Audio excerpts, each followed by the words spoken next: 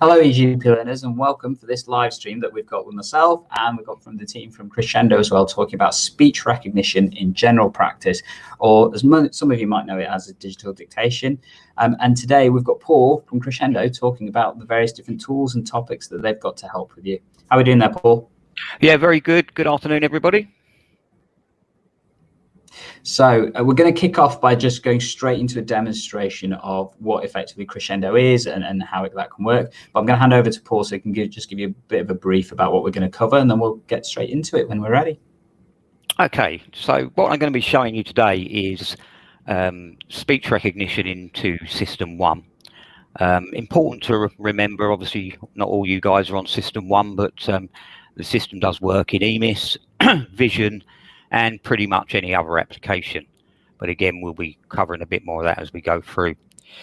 So it's very much, rather than talking about it, it's a very visual sort of thing. So I'm going to go ahead and ask Dr. Gandalf to share the screen. All right, there we go. Okay, and everybody should be able to see System 1. And this is the voice bar at the top of the screen here. I will be doing this presentation hands-free, so it is possible to navigate System 1 with your voice. As I go through, just to give you an idea, I shall be doing a consultation and then showing you how the system integrates with templates, and then ideas around doing referral letters, typically using a task. So I'm going to kick off by just switching on the microphone. So when that's green, I'm live. Open patient. Morgan. Select. Search. Select. Start consultation. Patient presented in surgery with malaise and joint pain over the last week, full stop. He is known to have suffered bouts of rheumatic fever in the past, full stop. Tab. Splinter hemorrhages of his nail beds and red cells on urine microscopy, full stop. Blood cultures confirm Streptococcus viridans infection, full stop. New line. On examination, colon. New line. Normal heart examination. Tab. Subacute bacterial endocarditis. Code that. New line. BP 140/80. Code that. Rheumatic. Go down 2. Code that. New line. Safety net. Tab. This patient has been on 500 milligram benzyl penicillin injections for the past 2 weeks, full stop. Assessment template.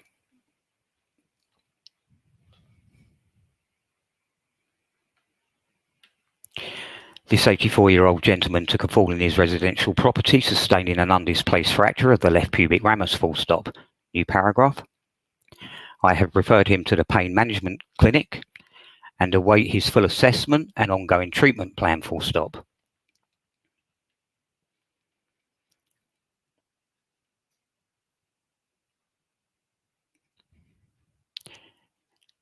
New task. Referral to cardiology, full stop. New paragraph. Dear colleague, comma, new paragraph. This 74-year-old gentleman presented in surgery this morning with hypertension, comma, blurry vision and central chest pain, full stop. Episodes normally last 3 to 4 minutes, and on occasions he complains of pain radiating down his left arm, full stop. New paragraph. I would be grateful if you could see him in your clinic as soon as possible, full stop. New paragraph, yours sincerely, comma.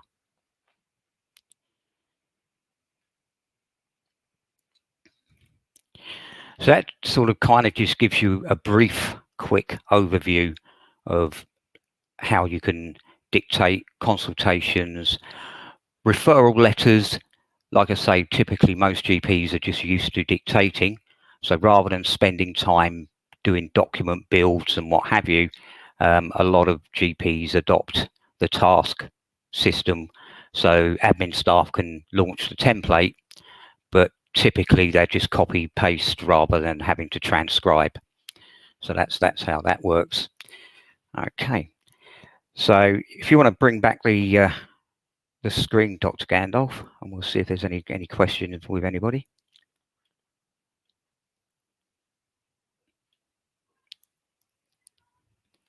So you we haven't got any questions. Yeah, I just realised. So we haven't got any questions just yet. That's probably because I haven't asked anybody if they've got any questions. So I'll give them a bit of time to think of if they have anything, given that demonstration. I'm going to come in and say I am absolutely impressed with that, to be honest. So I've always maintained that I can type almost as quick as I can talk, and generally, personally, I'm a much more of a keyboard person, so I like to use that kind of interface. But I'm going to hold my hands up and say that was a hell of a lot quicker than I can type. So in terms of the interactions that you had, and there were a couple of parts that I saw in there that actually, if it's all right, I'd like to go into those in a little bit more detail, just to understand how things work, and that may help with some of the questions as well. So I'm going to bring the screen share back, if that's all right. One thing I saw that you did, I think it was when you were talking about the cardiology part of things. So you said normal cardiology exam. And rather than it coming out with normal cardiology exam, actually the text that came out was about 2 lines worth. So using that kind of text expander route. Can you talk us through that? Because that really sparked my interest. Okay, so yeah, these are what we call customized commands. So within the speech recognition system, commands are things as simple as full stop, new line, new paragraph. Code that was a command that I used, that you specifically saw in when we're coding, but you can customize commands. So to give you, let's give you another visual of a command, and probably just as easy to, let's go down into here. So I'm going to switch on, new line, COVID-19 isolation advice. So a command is anything that's slightly repetitive. So we can, and I'll show you, it's very, very simple to do. Again, just purely using my voice, I can add a command. So I'm going to tell the system that's exactly what I want to do. Add new command. So up on screen here, it's asking me for the command name. So if we said something like this is the trigger for a standard bit of text. So in here, in the content, I'm going to dictate, if you have central chest pain and pain radiating down the left arm, this is a sign that you could be possibly having a cardiac arrest, full stop. Please do not call the surgery, immediately dial 999, full stop. So again, I'm just going to hit the save button, and then I'm going to switch my mic on, chest pain advice. So that's how simple it is to customize the system. So you can set yourself up simple commands. Does that kind of cover that for you? It does. I must admit, I'm quite impressed with the ease that you're able to customize that, but also the speed at which it can clearly, obviously, bring out large amounts of text and stuff. And yeah, I must admit that got me quite excited. I mean, text expanders are a big thing for me, but yeah, that was nice, I must admit. Okay. The other thing, which is also a command, was the calling of a template. So again, just to give you a visual of that, when I said assessment template, this is, again, it's a customization both within the speech recognition software and System 1. You're probably aware that you can set up favorite templates within System 1. Once you've set up what your favorites are, then it's possible to add a command which basically it does what it did on the screen. I mean, it will call a template for you. So I know a lot of people out there are using either System 1 templates or Ardent's templates, and sometimes they can be quite difficult to navigate to particular ones. Obviously, navigating menus and sub-menus, looking for particular templates can be made. You can build it in as workflow to the system to make things easier for you as well. Okay, cool. So we have had a question from Dale. He was asking on that, how did you get the coding to work? Was it a macro? So I remember you said, I think you talked about the blood pressure and you said code that, and then it just changed from being a text entry to a coded one. Can you just talk us a little bit more through that process? Yeah, so obviously I've got in the consultation screen, automatic coding is set up within System 1. So code that is just, it's instructing a keyboard instruction basically. So when it presents me with a read code, by me saying code that, it's actioning keystrokes to code within the consultation. So again, it just makes things nice and easy. So literally, you're coding as you're dictating. I hope that covers that all right. Yeah, and I guess what I do like is that you then have the option of what you do code. It doesn't automatically code various things. Like, for example, if it was to code the blood pressure every single time, and I might not want to code it because it's a reading that actually is taken inappropriately or something like that, then obviously having that option to do that is quite nice. Yeah, typically what you do, if you didn't want to code something, what you do today is type past it. What you do with speech recognition is speech past it. So if I said rheumatic aortic stenosis, the patient then, that basically takes me past the code, so it won't code it. So you say rheumatic aortic stenosis, it presents you with a code, you say code that, and then you continue dictating. Cool. Okay. And you've already covered how you can launch templates and that kind of stuff using the speech recognition system. One thing I know I struggle to do in a nice way. So underneath the pathology section is kind of the interface I would have to access things like ICE. So I have to click, and click again to open it. And I don't have a way of just doing it really quickly. Could this do that if you set it up as a command in terms of what you set it up as a command? Template? Yeah, exactly. Again, commands can be multiple keystroke operations. So again, let's try and give you, if I can remember the command name for it, but I'll give you an example. Go to BMI calculator. So again, what I get the system to navigate menus for me. So that's to do with customization. So again, a lot of these things can be customized for you. Okay. And with that customization, so I guess that leads into Dale's second question, which was about, do you have to use a separate back-end text expansion system, or is it just the custom commands that's inbuilt into the system that you need? No, just the custom commands. Okay, cool. So we've had a look at what the platform can do. I guess from your perspective, with the people that have used the platform before, what kind of comments have you got in terms of the main areas people have found that's the bit that really makes my life easy kind of thing? Okay, so popular feedback. Popular feedback is time, the amount of time it's giving back GPs. I regularly hear from customers, I'm saving myself up to an hour a day using this. And I've got people, GPs that have published that online.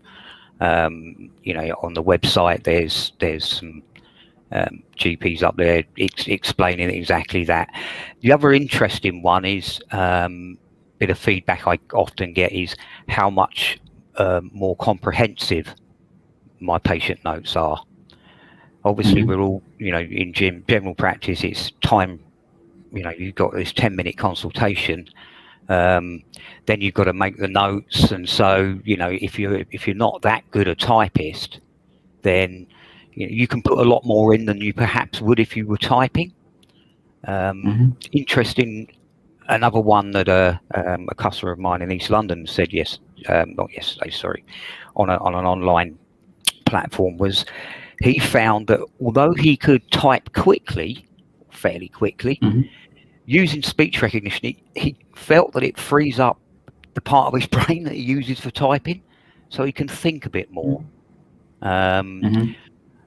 And another observation he made was, particularly with doing sort of telephone consultations and online stuff, where he would maybe send a patient a link for them to click on, he would perhaps explain himself a little bit more, make the patient feel a bit more comfortable about the advice given, not just, oh, here's a link because we haven't got time to do it any other way kind of thing.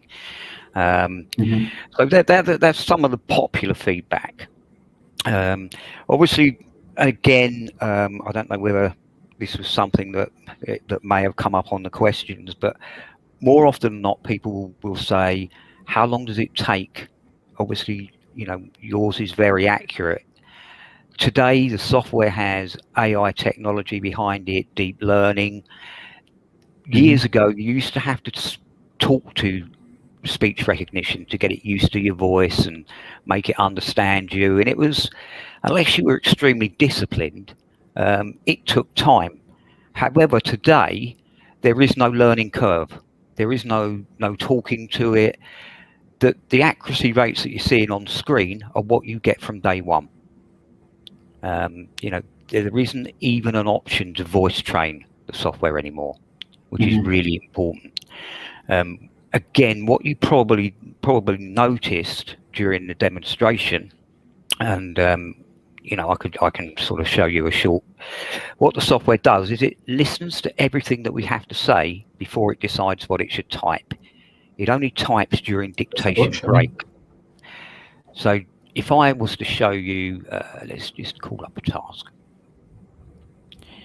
So it's using clever context. So it's listening to everything first. So if there's words like there and there, pain being a mister, or a pane of glass, or a back pain, it uses clever context. Let's give you a quick idea of that. Mr. Payne presented in surgery with low back pain after lifting a heavy pane of glass. So, although that sounds like a bit of a silly sort of statement, what I'm trying to sort of get across here is I've used the word pain 3 times in that sentence, and as you can see, the context has made sure that the spelling is accurate as well as just the words being accurate. It's about, so that, you know, you tend to find there's it makes very few mistakes. And again, sort of following on from that, Dr. Gandalf, is a lot of people say, what about my accent? Again, typically speaking, historically, accents were an issue. Today, I find they're just not, because of the, you know, the clever context that it uses. So even I've got very, very heavily accented people using the system. Okay. And I guess, so yeah, I mean, you beat me to the question about the kind of accents and that kind of stuff. I know that there's different ways that this could be used. One way, and I don't know if you have an answer to this, and it's relating again, so Dale's definitely coming through with the questions today. Locums do not have the ability to load software. Do you have any web-based workarounds, or, you know, to access it from a locum perspective? And I guess, yeah, I'd question that in the view of, if I'm a clinician that works in multiple practices, is there a way I can take this kind of system with me to work where I work, rather than necessarily where the system may be, if that makes any sense? Yeah, that makes perfect sense. So this is a locally loaded version of the software. However, it's licensed to your NHS email address. So there isn't limits on where you can install the software. So again, clients today, you know, they can have this in their consulting room. If they work in multiple rooms, or they have branch surgeries, they can load it on other PCs, NHS laptops, for home working, etc.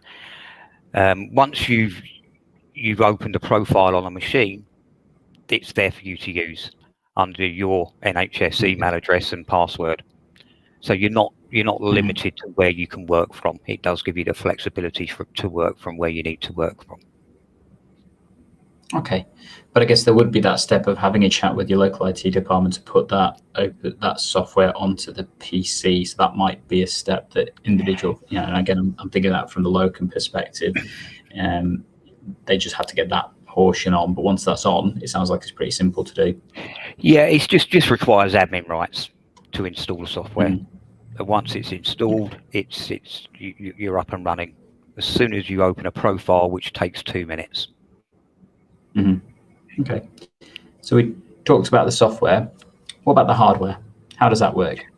Okay, so hardware, again, since COVID, what we found is we're supplying very little hardware because most practices now have got USB headsets that they've been using for telephone consultations, which are more than adequate for speech recognition.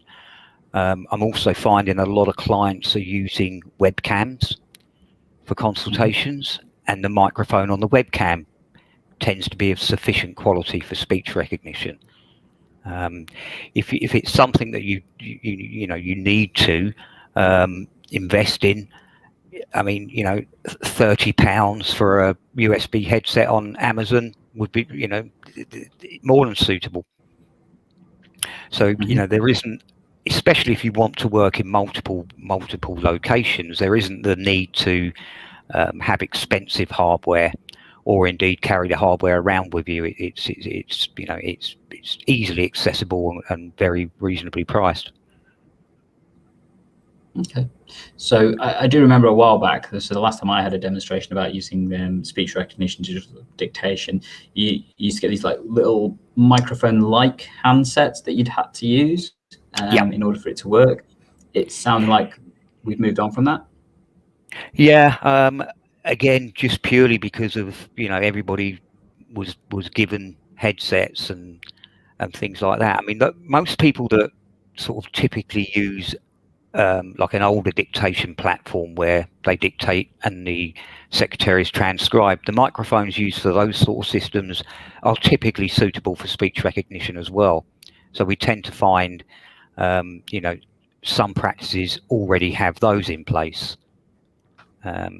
So, it's typically hardware is available on premise at practices today. Okay, cool. And so we had a few more questions come through. I guess we're going to come to this one at some point, so I'll ask it now. So KJR85 has said, excellent software. Is this available to purchase as an individual? I guess that'll then lead me on to my next question, is what exactly is the cost of the platform?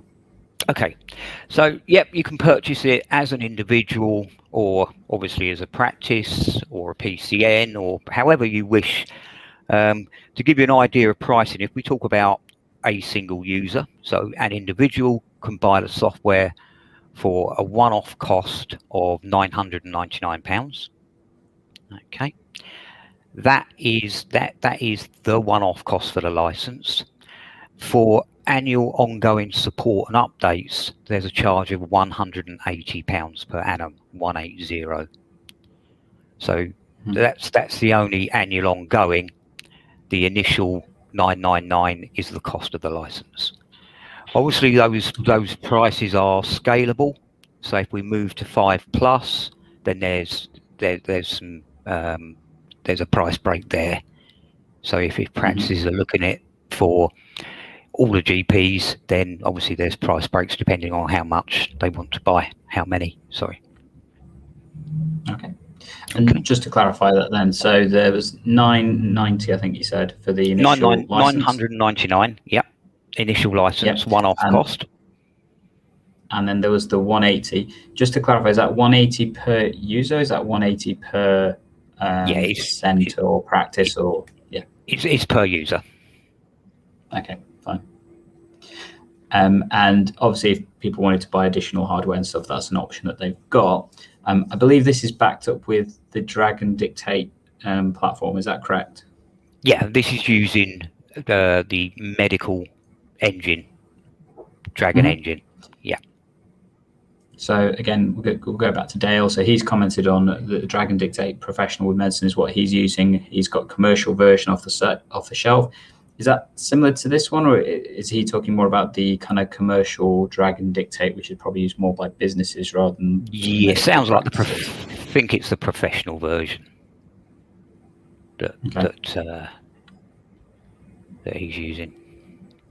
As this, obviously, the medical version has the engine. All the medical terminology all built in, so it's ready to go. Cool. And that may explain. So Vidya put the comment about that she's got Dragon, but she's found it got spelling issues. Is that likely to be because she's using a non-medical version, or is that something different, do you think? Possibly, or possibly an old version. Okay, so I forget exactly when, but there was a brand new engine released. So when Dragon Medical Practice Edition version 4 came out, version 4 was a brand new build engine. This is the engine with the AI technology behind it. Any previous versions of Dragon didn't have that technology behind them. This is why there's no need to voice train the software, no issues with accents, spells things correctly because of the clever context. Older versions, depending on obviously how old they are, may not do that. Okay. And so I'm going to give people the chance to ask some more questions if they've got some, but whilst we wait for those to come in, I guess one thing I was thinking about was, so you've shown us how it works with System 1, and I know you mentioned it works with the other platforms like EMIS and Vision and that kind of stuff as well. I guess, how does it work with those kind of additional things that we have? So if I was to give you an example, Accurix, would this still work within that platform to create the commands and everything else, or would it be a bit stunted? No. I've got clients using it with Accurix and various other systems. Typically, the golden rule here, Dr. Gandalf, is if an application has an active cursor, i.e. you can type into it, then you can talk into it. So if you're doing consultation notes or sending out messages on Accurix, it's exactly the same as what you've seen here working in System 1. So not just turning the speech into text, but also all of your commands and things like that will still work in other applications. Cool. Okay. Well, that definitely answers a lot of my questions I've had about the change that we've seen with dictation and particularly speech recognition platforms and stuff. And I'm not going to emphasize this enough. I have been pleasantly impressed by the platform. It was a lot more effective than I thought they to be. And I'm actually quite glad I've had this update, to be honest, because you've got me thinking now. And like I said, I've always held a personal belief that I can type up pretty much as quick as I can talk. But that comment you made about the other clinician who said that he can free up his brain to do other stuff by not typing, that's definitely something I can understand to be, a really powerful thing, actually. I get stunned.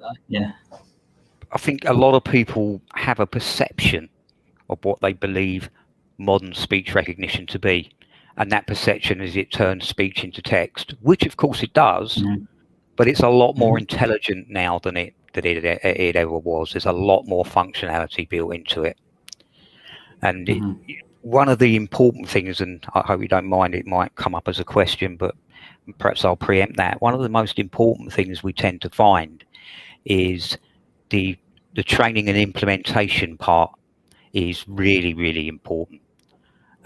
So, we offer clients a free 1-month trial. So completely free, includes training. The way that I like to train people is obviously we're doing all this stuff online at the moment, but we do a reverse screen share. So I'm getting doctors, sort of the first time they use it, they go straight in, call up a dummy patient, do some dictation into a consultation.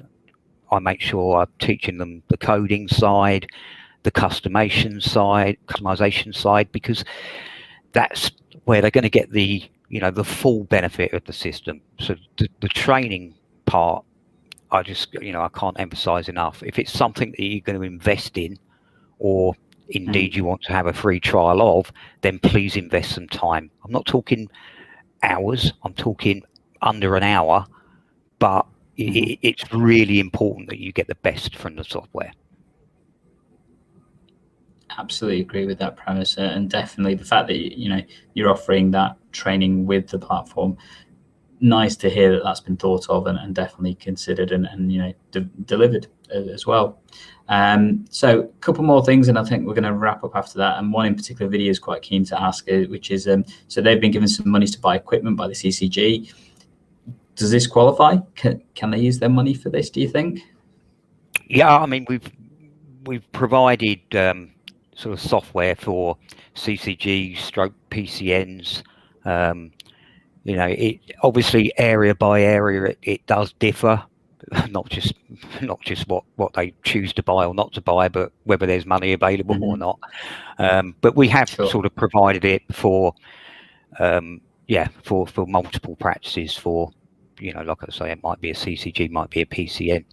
So at the end of the day, this is I see this as freeing up time in general practice. And if that means not necessarily, it's not monetary necessarily, but if it can help, take some of the stress away from, the day-to-day admin tasks that GPs have to do, then obviously there's a benefit to GPs, and I also think there's a benefit to patients as well. Absolutely agree with that. Often people look at the finances, one of the key things that they need to consider about a new kind of product or that kind of stuff. But actually, you're right. It's the impact on the workflow. It's the time it saves. That's significantly more valuable than I think often the financial benefits. Because actually, if this is something that means you get to go home earlier, for me. That's obviously a much more important thing than a few pounds here or there or that kind of stuff. Speaking of contact and things, so I guess the question has come up at how they can contact in terms of if people are interested in having a look at this product. So I'm going to put the email address that we've got from Paul to use if you're interested in having a look at the product. Additionally, if you want to go direct to it, if you are watching us on YouTube, if you have a look down below in the show notes, you'll see a direct link that takes you to the relevant page and where you can contact Paul's team and stuff, and then look into this product if you're interested.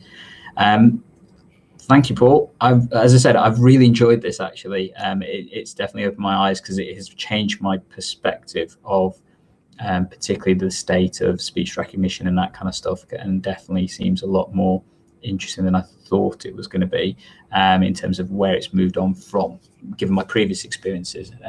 So definitely thank you for that, and I have really enjoyed the demonstration and the chat as well. Excellent. As always, EGP listeners, if you do have any comments or questions, feel free to let us know. If you found this content useful, definitely leave us a like. That lets me know that you're liking this kind of content. And if that's the case, happy to try and provide more for you as well to keep you informed of all the various changes and new opportunities and tech and stuff that's out there in general practice. And as always, EGP Learning is here to help save you and your patients time by taking hands to your primary care and learning. And we will catch you in the next episode.